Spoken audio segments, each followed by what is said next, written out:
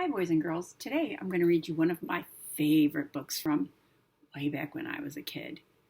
It's one of those books that I'm not sure why I like it so much, but I just do.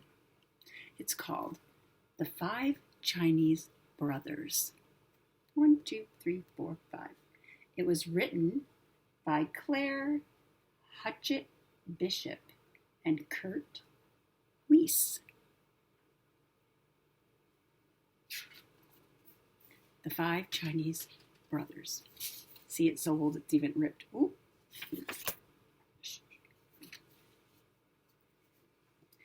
Once upon a time, there were 5 Chinese brothers, and they all looked exactly alike.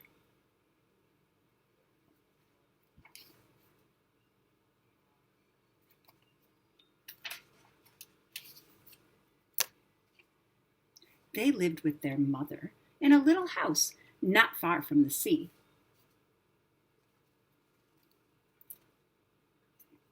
One, 2, 3, 4, 5.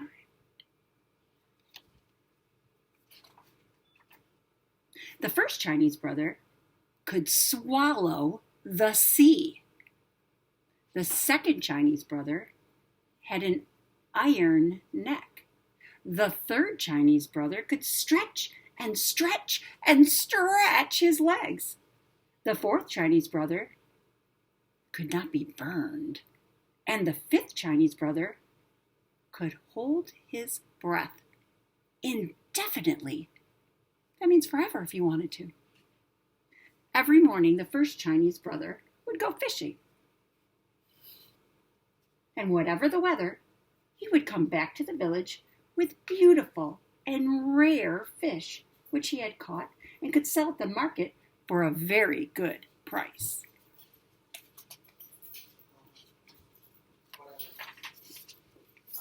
One day, as he was leaving the marketplace, a little boy stopped him and asked him if he could go fishing with him. "No, it could not be done," said the first Chinese brother. But the little boy begged and begged, and finally the first Chinese brother consented. "Under one condition," said he, "and that is that you shall obey me promptly." That means do what I say right away. Yes, yes, the little boy promised. Early next morning, the first Chinese brother set off with the little boy down to the beach. "Remember," said the first Chinese brother, "you must obey me promptly right away. When I make a sign for you to come back, you must come at once." Yes, yes, the little boy promised.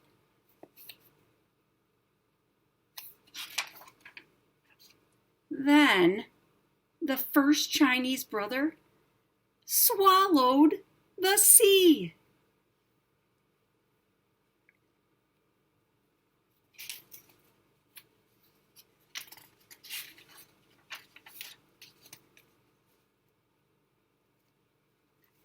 And all the fish were left high and dry at the bottom of the sea.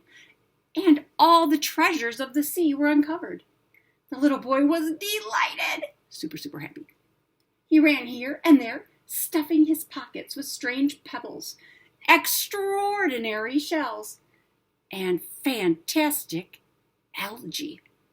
I didn't know algae could be fantastic.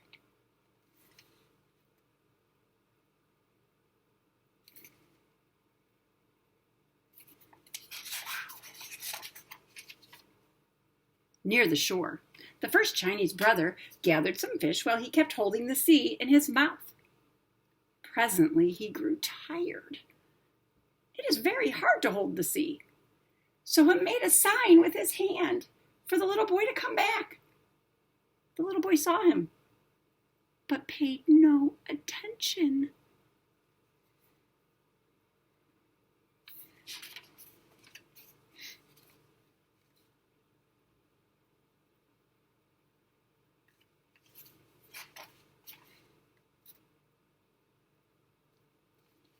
The first Chinese brother made great movements with his arms that meant, "Come back! But did the little boy care? Not a bit, and he ran further away. Then the first Chinese brother felt the sea swelling inside him, and he made desperate gestures to call the boy back. But the little boy made faces at him and fled as fast as he could. The first Chinese brother held the sea until he thought he was going to burst. All of a sudden, the sea forced its way out of his mouth, went back to its bed, and the little boy disappeared.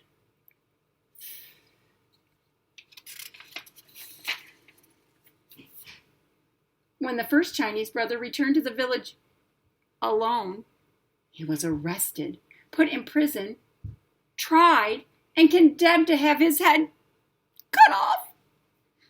On the morning of the execution, he said to the judge, "Your Honor, will you allow me to go and bid my mother goodbye?" "It is only fair," said the judge. So the first Chinese brother went home. Dun, dun, dun. And the second Chinese brother came back in his place. All the people were assembled on the village square to witness the execution. The executioner took his sword and struck a mighty blow. But the second Chinese brother got up and smiled. He was the one with the iron neck, and they simply could not cut his head off. Everybody was angry, and they decided that he should be drowned.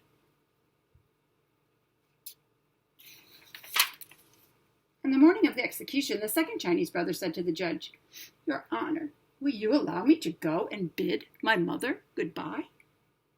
"It is only fair," said the judge. So the second Chinese brother went home. Dun, dun, dun. And the third Chinese brother came back in his place. He was pushed on a boat, which made for the open sea.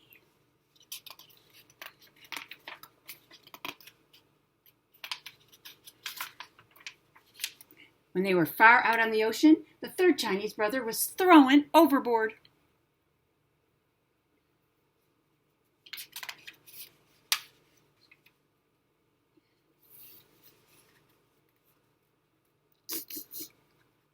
But he began to stretch and stretch and stretch his legs.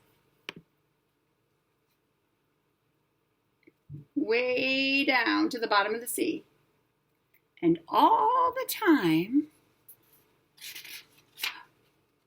his smiling face was bobbing up and down on the crest of the waves. He simply could not be drowned. Everybody was very angry, and they all decided that he should be burned. On the morning of the execution, the third Chinese brother said to the judge, "Your Honor, will you allow me to go and bid my mother goodbye?" "It is only fair," said the judge. So the third Chinese brother went home. Dun, dun, dun. And the fourth Chinese brother came back in his place. He was tied up to the stake. Fire was set to it, and all the people stood around watching it. In the midst of the flames, they heard him say, "This is quite pleasant." "Bring some more wood," the people cried. The friar roared higher. "Now it is quite comfortable," said the fourth Chinese brother, for he was the one who could not be burned. Everybody was getting more and more angry every minute, and they all decided to smother him. Remember, they were mad because they thought he, the first Chinese brother though, had made it so that that little boy died in the sea that day. On the morning of the execution, the fourth Chinese brother said to the judge, "Your Honor, will you allow me to go and bid my mother goodbye?" "It is only fair," said the judge. So the fourth Chinese brother went home. Dun, dun, dun. And the fifth Chinese brother came back in his place. A large brick oven had been built on the village square, and it had been all stuffed with whipped cream. Interesting turn of events. The fifth Chinese brother was shoveled into the oven right in the middle of the cream. The door was shut tight, and everybody sat around and waited.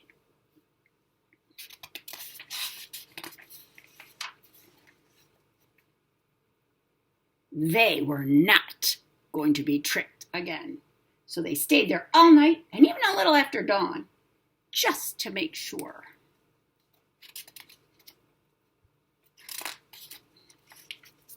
Then they opened the door and pulled him out.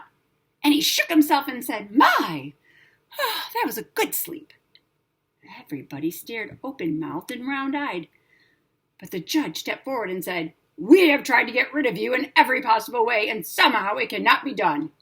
It must be that you are innocent." That means he didn't do what they said he did. "Yes, yes," shouted all the people. So they let him go, and he went home. And the 5 Chinese brothers and their mother all lived together happily for years. I still don't know why I like that book so much. I think maybe because it's so ridiculous. I mean, the judge kept letting the Chinese brother go home when he thought it was the same guy going home every time to say goodbye to his mother. That doesn't make a lot of sense. And wouldn't you think that everybody in town would know there were 5 identical Chinese brothers, like living by them? So sometimes when you read, you can enjoy something and then just realize the ridiculousness of it. But that's why it's fiction. I hope you liked the story. Bye, boys and girls.